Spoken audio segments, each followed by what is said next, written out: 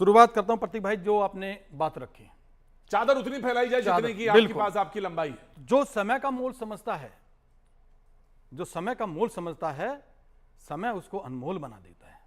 मैं 2014 से शुरुआत करूंगा प्रतीक भाई, थोड़ा सा समय मैं आपके साथ लूंगा जी। 2014 में जब यूपीए सरकार हटी, आदरणीय नरेंद्र मोदी जी की सरकार आई, एक नारे के साथ आई, सबका साथ सबका विकास। और सबका साथ सबका विकास के साथ साथ जब सरकार चलती है तो प्रतीक भाई जनधन योजना के साथ साथ करोड़ों लोगों के खाते खुलते हैं। उस खाते खुलने के बाद करोड़ों लोगों को कितना फायदा होता है, शायद ये उन लोगों से पूछा जाए। ये लोग अगर इंडी गठबंधन वाले उन लोगों से पूछेंगे तो इनको पता लगेगा। अगर कोई भी योजना धरातल पर आई है, कोई भी योजना मोदी जी की आई है, बार बार ये जो एक नैरेटिव बनाने का काम करते हैं, ठीक है, इनका अपना ये परसेप्शन हो सकता है, राजनीतिक परसेप्शन हो सकता है, मैं उस पर नहीं जाऊंगा। लेकिन जिस प्रकार से आदरणीय नरेंद्र मोदी जी ने जो एक पूरे भारत के लिए एक योजना बना करके जब लाई है, जनधन योजना से लेकर के आपको गरीब कल्याण घर आवास मिले वहां तक लेकर के, जो आदमी सबका साथ सबका विकास की बात करता हो, विकसित भारत की बात करता हो, और विकसित भारत को आज कहां से कहां लेकर 2014 में केवल 10 वर्षों में आज आदरणीय नरेंद्र मोदी जी ने भारत को उस चोटी पर पहुंचाया है। प्रतीक भाई, इसको आपको भी डिनाई नहीं करेंगे, मैं भी नहीं डिनाई करूंगा, और देश का कोई भी नागरिक इस बात को डिनाई नहीं करेगा कि 2014 के भारत में और 2024 के भारत में कितना बड़ा बदलाव आया। देखिए, मैं पूरी बात कर लूं। बात आपने बात उठाई है खड़गे साहब की। खड़गे साहब ने जो बयान दिया है, मैं उनको धन्यवाद देता हूं, क्योंकि ये कांग्रेस के बहुत बड़े हमारे नेता हैं और राष्ट्रीय अध्यक्ष हैं कांग्रेस के। आदरणीय राजीव गांधी जी ने भी एक बात कही थी, 1 रुपए जब चलता है तो केवल 10 रुपए तक 10 पैसे नीचे जमीन पर पहुंचते हैं। तो खड़गे जी ने कोई नई बात ऐसी नहीं कही है। खड़गे जी ने अपने कांग्रेस के उन लोगों को चेताया है जो झूठे वादे लेकर राज्यों में काम कर रहे हैं और राज्यों की लोगों को डुबाने का काम कर रहे हैं। अब ये कह रहे हैं कि हमने 5 गारंटी पूरी कर दी, 5 वर्ष पूरे हो जाने दीजिए।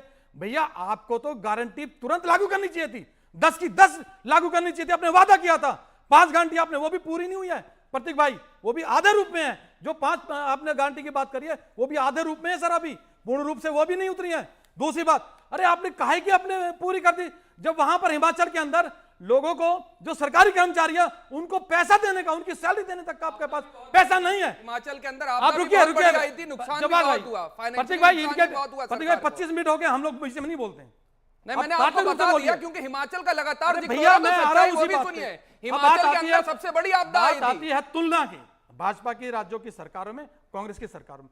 प्रतीक भाई, कर्नाटक के अंदर मुख्यमंत्री को जमीन अलॉट होती है, मुख्यमंत्री के परिवार को जमीन अलॉट होती है, और अभी आपने देखा किस प्रकार से मुख्यमंत्री के परिवार कहते हैं हमें ये प्लॉट नहीं चाहिए, हमें जमीन नहीं चाहिए।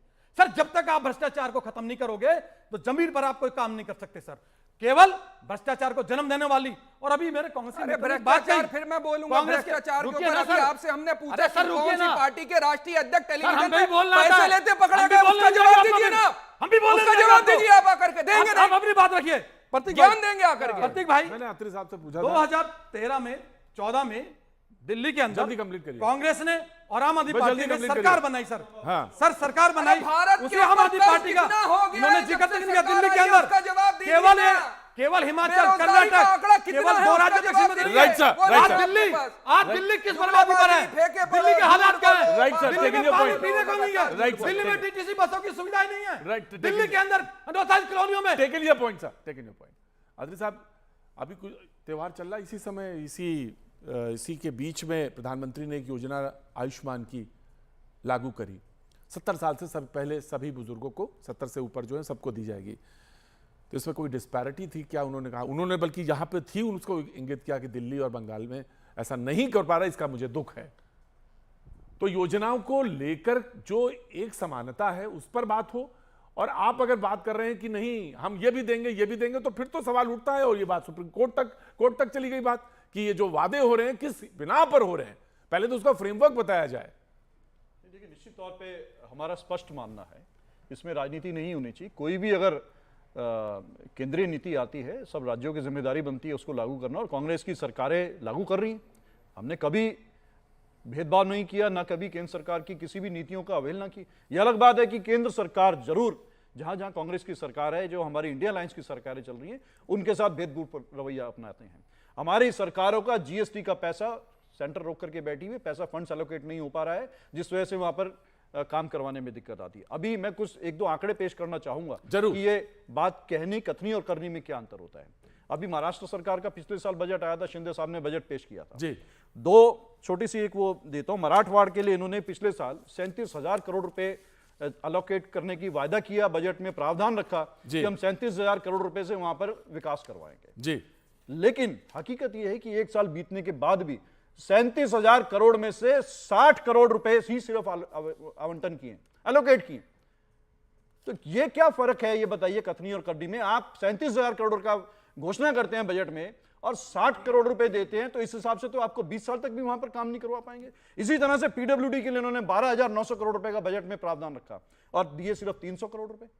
तो ये क्या है? ये मैं आंकड़े के साथ बोल रहा हूं, मैं हवाई बातें नहीं बोल रहा हूं, ये इनकी सरकार का, इसीलिए जनता इनको वहां नकार रही है, इसीलिए इनके खिलाफ वहां पे जनता का भावना है, जनता इनके विरोध में है और कांग्रेस हमारी और सहयोगी दलों के पक्ष में माहौल है। क्योंकि जिस तरह से इन्होंने धोखा दिया, महाराष्ट्र के लोग, मराठी लोग और महाराष्ट्र के तमाम लोग बहुत ही कम से कम जो है इस बात को बहुत बुरा मान रहे हैं कि जिस तरह से ठाकरे साहब की पार्टी में टूट करी, जिस तरह से पवार साहब की पार्टी में टूट करी, जिस तरह से जिन लोगों को आपने भ्रष्टाचारी बोला उन्हीं को आपने उप मुख्यमंत्री और मंत्री बना दिया, जिन लोगों को आपने जेल में डाला ठीक है साहब, समर्थन में मैं पॉलिटिकल फ्रेम में जाने रहा आपकी बात करें, उसमें दोनों बातें होती हैं कि आप कह सकते हैं कि टूट डालने के लिए बहुत बुजुर्ग वो बहुत नाराज हैं, और ये भी कहा जा सकता है कि जो टूट के जा रहे हैं वो क्यों जा रहे हैं, वो कमजोरी उनमें भी तो है, उनमें भी पूछा जा सकता है। जी वेरी क्विक बिल्कुल जवाब दे रहा हूं। हाँ, उनसे इन्होंने कहा, देखिए सवाल आपके ऊपर बनता है और वो जो सवाल है वो मैं पूछ रहा हूं आपसे। सवाल इन्होंने ये उठाया आपके ऊपर कि मेरा पैसा बकाया रहता है, बिल्कुल योजनाओं का पैसा बकाया रहता है, देखिए मैं और जीएसटी का पैसा उन्होंने कहा कि बकाया, और राज्य सरकारें बार बार इस बात को काउंसिल में कहती भी हैं, बार बार कह दीजिए। हिमाचल के मुद्दे पर ही लीजिए, हिमाचल का कहता है कि मेरा पैसा केंद्र सरकार पे बकाया है, तो योजनाओं को पूरा करने में मुझे दिक्कत आती है। जी